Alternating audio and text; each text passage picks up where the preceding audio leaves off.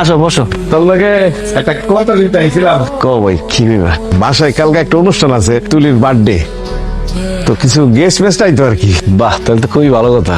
আরো কিছু বলতে হবে? গেস্ট আসলে তো গেস্ট অনুযায়ী ঘরটাকে সাজাতে হবে, তাই না?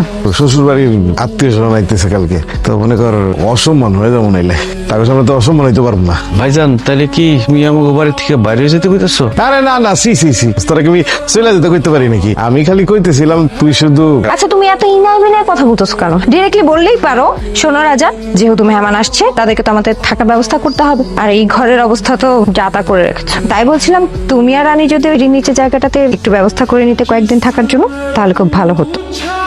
অবশ্য এটা কিন্তু ভালোই হয়। এই ঘরটা তো চারপাশে আটকা, একদম আলো বাতাস ঠিক মতো ঢুকে না। সিঁড়ির ঘরে ভালো হইবো, বুঝছো রানি? সিঁড়ির ঘরে আলো বাতাস ভালো পাওয়া যাবো, আকাশ দেখা যাবো, যুবরাজ তো শুয়ে শুয়ে আকাশ দেখতে পারবো। ভাইজান ঠিক আছে, তাই কালকে সকালবেলা আমরা সিঁড়ি ঘরে চলে যাবো। না না, অহনি গেলে ভালো হয়।